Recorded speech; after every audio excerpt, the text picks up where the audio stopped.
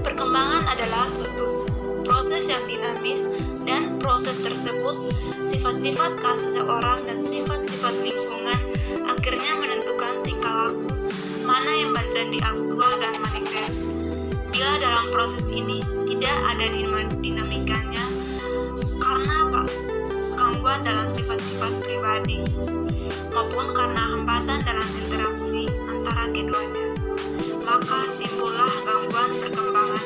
Sifat gangguan itu sebagian tergantung dari usia terjadi gangguan tersebut. Seringkali gangguan tersebut sangat menyolok pada suatu aspek kepribadian tertentu.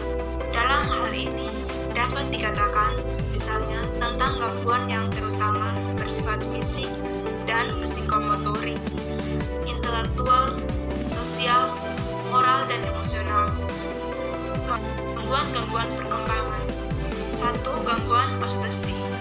Kata autisme diambil dari kata Yunani autos, artinya aku. Dalam pengertian non-ilmiah, mudah menimbulkan interpretasi, yaitu bahwa semua anak yang bersikap sangat mengarah kepada dirinya sendiri karena sebab apapun disebut autistis, yaitu autistic from atau tingkah laku autistis. Kurang semu semacam itu dapat timbul karena kekurangan pembelajaran yang hangat. Autisme merupakan suatu hambatan perkembangan yang sudah nampak pada tahun-tahun kehidupan pertama. Dugaan akan sebab-sebabnya akan bermacam-macam. Ciri khas autisme adalah bahwa mereka sejak dilahirkan mempunyai kontak sosial yang sangat terbatas. Anak-anak penyandang autisme umumnya mengalami 3 bidang kesulitan yang utama. 1. Komunikasi. Hambatan bahasa melalui segala cara komunikasi seperti berbicara, intonasi, gerakan tangan, ekspresi wajah, dan bahasa badan lainnya. 2. Sosialisasi. Kesulitan dengan hubungan sosial, waktu sosial yang kurangnya empati, penolakan kontak badan yang normal, dan kontak mata yang tidak benar. 3. Imajinasi, kekaudan, infleksibilitas, proses berpikir, seperti penolakan terhadap perubahan, perilaku, obsesi, dan ritualistik. Kedua, anak sukar didik. Mendidik adalah memberikan bantuan pada orang lain yang menimbulkan hidup. Anak yang sukar didik ini tidak hanya merupakan problema bagi diri sendiri, melainkan juga merupakan problema bagi lingkungannya karena ketidaktenangan yang tinggi, tingkah laku yang menyimpang, cara-cara action out yang berbahaya, dan seringkali agresif. Sedangkan sukar sekali untuk menimbulkan pengertian rasional. Pada mereka mengenai keadaannya, jadi sukar sekali untuk diajak omong dan diminta pengertian mereka. 3 macam dimensi dalam kepribadian. Pertama, problema kepribadian. Kedua, problema tingkah laku. Ketiga, tingkah laku tidak adekuat atau tidak masak. 3. Anak dengan gangguan belajar. Pentingnya mengerti faktor-faktor yang menghambat proses belajar, terutama belajar membaca dan menghitung, menyebabkan adanya pemberian definisi yang bermacam-macam mengenai apa yang dimaksud dengan gangguan belajar. Gangguan belajar adalah penyimpangan dalam proses belajar yang berhubungan dengan diskrepansi yang signifikan antar kemampuan yang diperkirakan untuk bahasa dan berpikir dengan tingkat prestasi yang nyata dalam bahasa dan berpikir. Untuk lebih mengenal gangguan belajar yang disebabkan oleh faktor motivasional atau faktor sosialisasi, hal ini terutama berkenaan dengan gangguan bahasa, gangguan membaca, dan gangguan menulis. Permasalahan membaca. Anak dengan kesulitan membaca di sekolah disebut disleksia. Anak-anak tersebut mempunyai keterbelakangan membaca yang besar dibanding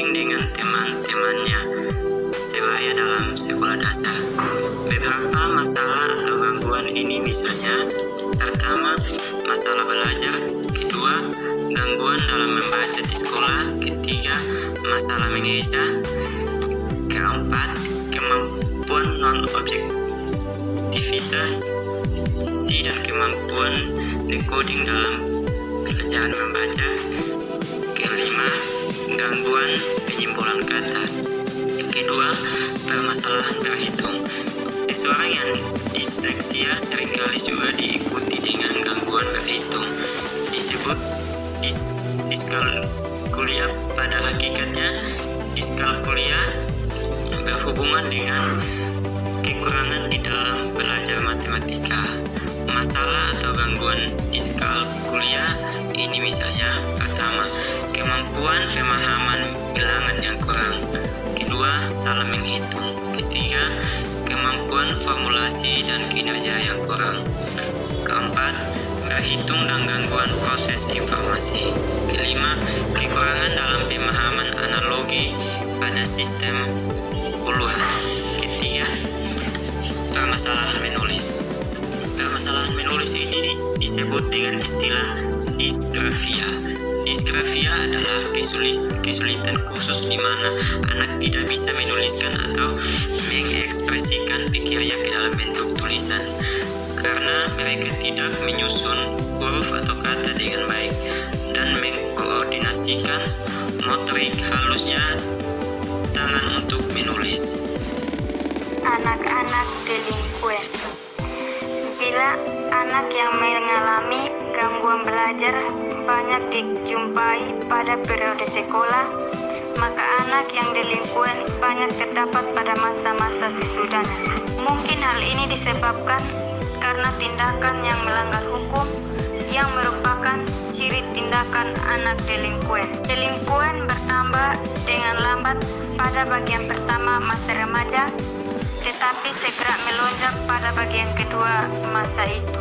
Delinquen ditemukan pada anak remaja yang berasal dari berbagai tingkatan sosial, ekonomi, dan bukan dari kelas sosial ekonomi rendah saja. Anak-anak delinquen mempunyai kepercayaan diri yang lebih kuat, memberontak, dan ambivalen otoritas, mendendam dan menunjukkan sikap permusuhan, curiga, destruktif, impulsif, dan menunjukkan kontrol batin yang kurang. Penganiayaan anak. Penganiayaan anak dipandang sebagai problema yang serius, tentu mempunyai sebab yang lebih mendalam. Seringkali penganiayaan anak dipandang sebagai akibat masalah-masalah dalam keluarga. Penganiayaan anak kadang-kadang timbul di samping penganiayaan istri oleh suami, tetapi tidak sebaliknya. Di samping penganiayaan fisik, terdapat juga penganiayaan psikis. Penganiayaan anak merupakan problem sosial. Anak-anak yang menjadi korban penganiayaan anak dalam periode perkembangan yang masih sangat peka ini dapat mempunyai konsekuensi serius bagi perkembangan mereka menjadi orang dewasa dan keseimbangan emosi yang baik. Tingkah laku. Menurut Halahan dan Kaufman, definisi yang mungkin dapat diberikan adalah bahwa anak mempunyai permasalahan tingkah laku atau permasalahan emosional yang menonjol. Anak-anak golongan ini mempunyai beberapa ciri yang menonjol seperti berkelahi, mencuri, mengganggu anak lain, membolos, tidak dapat konsentrasi, hiperaktif, menarik diri dari pergaulan dan kecemasan. Menurut Lauber, berikut 3 jalur perkembangan ke arah perilaku antisosial.